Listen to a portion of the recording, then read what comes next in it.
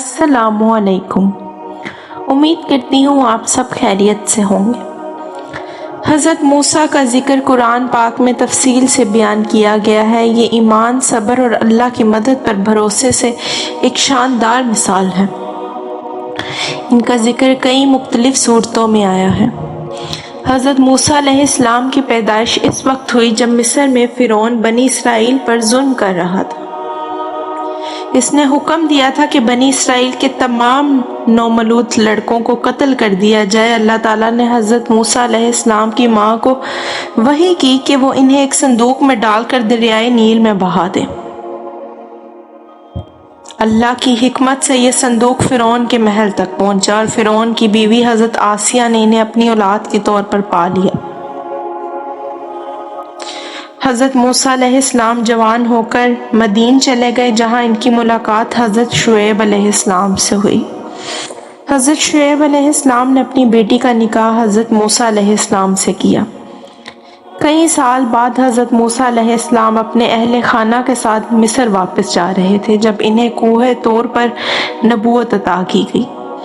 اللہ تعالیٰ نے انہیں حکم دیا کہ فرعون کے پاس جائیں اور اسے توحید کی دعوت دیں۔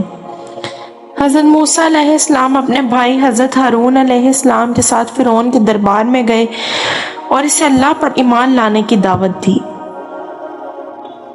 فرعون نے ان کا مذاق اڑایا اور چیلنج کے طور پر اپنے جادوگروں کو بلایا۔ حضرت موسیٰ علیہ السلام نے اللہ کے حکم سے اپنا عصا زمین پر ڈالا جو ایک عظیم سانپ بن گیا اور جادوگروں کی تمام چالاکیاں ختم کر دیں۔ جادوگر فوراً ایمان لے آئے لیکن فرعون نے ان پر ظلم کیا۔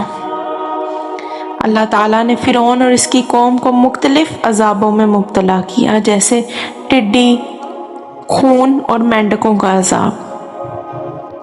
آخر کار اللہ کے حکم سے حضرت موسیٰ علیہ السلام نے بنی اسرائیل کو مصر سے نکالا۔ فرعون اپنی فوج کے ساتھ ان کا پیچھا کرتے ہوئے دریائے نیل تک پہنچا۔ اللہ نے حضرت موسیٰ علیہ السلام کے عصا کے ذریعے دریا کو 2 حصوں میں تقسیم کر دیا اور بنی اسرائیل محفوظ گزر گئے، لیکن فرعون اور اس کی فوج دریا میں ڈوب گئے۔ رہائی کے بعد حضرت موسیٰ علیہ السلام کو بنی اسرائیل کی رہنمائی کرنی پڑی، لیکن وہ بار بار نافرمانی کرتے۔ انہوں نے بچھڑے کی پوجا کی اور اللہ کے احکامات پر عمل کرنے میں کوتاہی کی۔ حضرت موسیٰ علیہ السلام نے ان کے لیے دعا کی اور اللہ سے رہنمائی طلب کی۔ حضرت موسیٰ علیہ السلام کوہ طور پر اللہ سے بات کرنے کے لیے بلائے گئے، جہاں انہیں تورات عطا کی گئی۔ بنی اسرائیل کو اللہ کے احکامات کی پیروی کرنے کا حکم دیا گیا۔ جب حضرت موسیٰ علیہ السلام بنی اسرائیل کو مصر سے نکال کر لے آئے تو اللہ تعالیٰ نے انہیں کوہ طور پر بلایا۔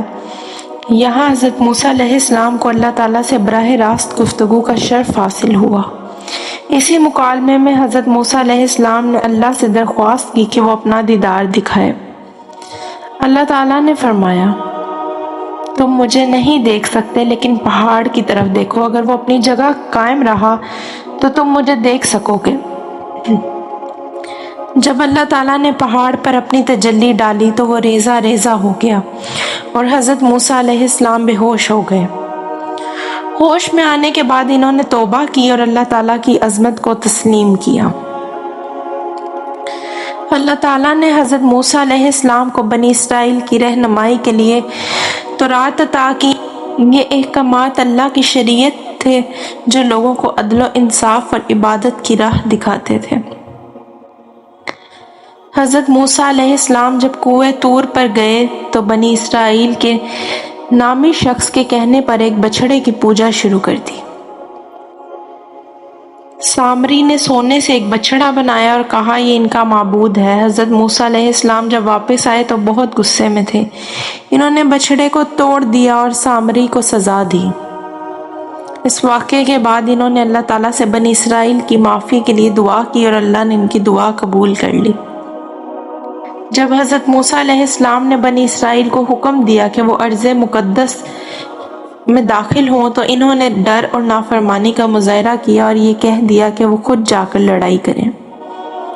اللہ تعالیٰ نے انہیں ان کی نافرمانی کی سزا دی اور بنی اسرائیل کو 40 سال تک وادی طیہ میں بھٹکنے پر مجبور کر دیا۔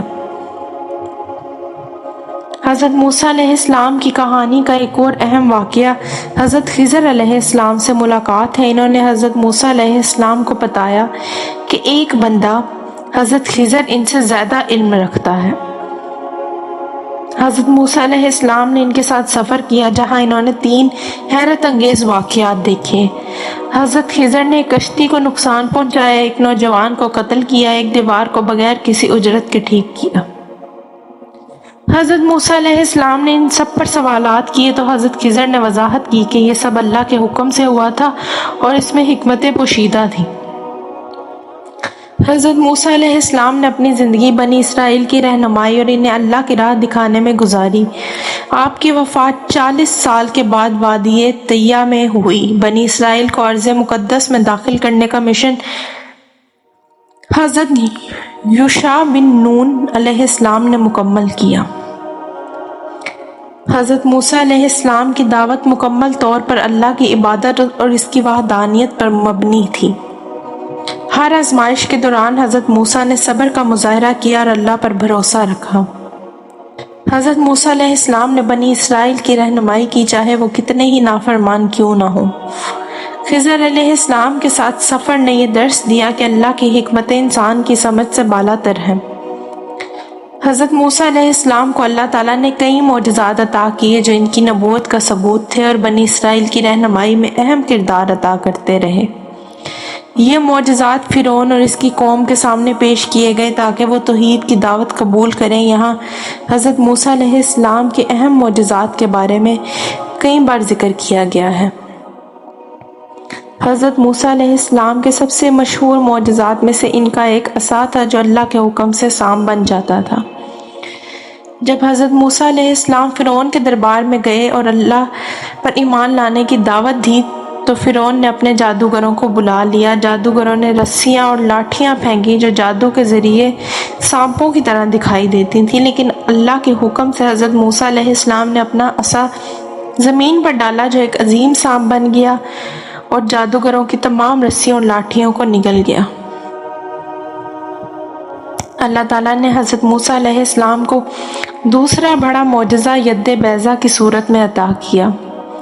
جب حضرت موسیٰ علیہ السلام اپنا ہاتھ اپنی بغل میں رکھتے اور پھر نکالتے تو وہ چمکدار سفید روشنی کے ساتھ ظاہر ہوتا، لیکن وہ کسی بیماری یا نقصان کا نتیجہ نہیں تھا۔ یہ بھی فرعون کے سامنے پیش کیا گیا تاکہ وہ توحید پر ایمان لائے۔ جب حضرت موسیٰ علیہ السلام بنی اسرائیل کو مصر سے نکال کر لے جا رہے تھے تو فرعون اور اس کی فوج ان کا پیچھا کرتی رہی۔ اللہ کے حکم سے حضرت موسیٰ نے اپنے عصا دریائے نیل پر مارا اور دریا 2 حصوں میں تقسیم ہو گیا۔ پانی کے درمیان خشک رستہ بن گیا اور بنی اسرائیل اس رستے سے گزر گئے۔ جب فرعون اور اس کی فوج نے ان کا پیچھا کیا تو پانی دوبارہ اپنی جگہ پر آ گیا اور فرعون سمیت پوری فوج غرق ہو گئی۔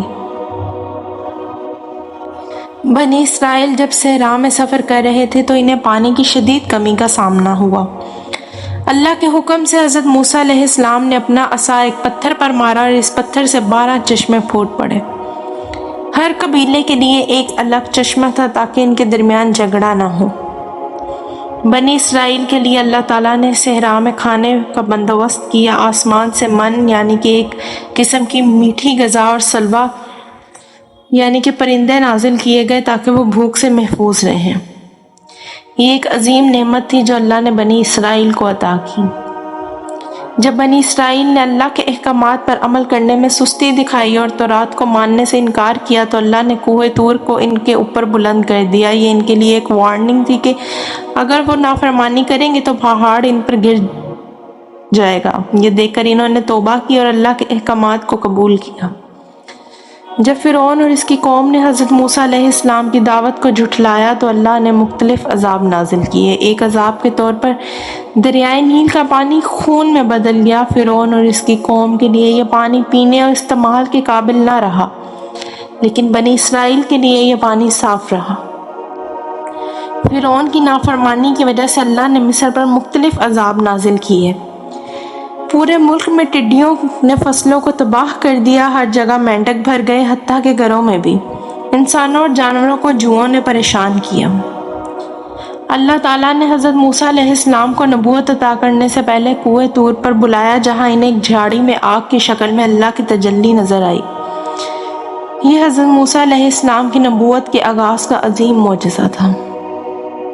حضرت موسیٰ علیہ السلام کو عطا کیے گئے یہ معجزات اللہ کی قدرت اور توحید کا ثبوت تھے۔ ان کا مقصد فرعون اور اس کی قوم کو اللہ پر ایمان لانا، نبی اسرائیل کو اللہ تعالیٰ کی طاقت کا یقین دلانا اور حضرت موسیٰ علیہ السلام کی نبوت کو ثابت کرنا تھا۔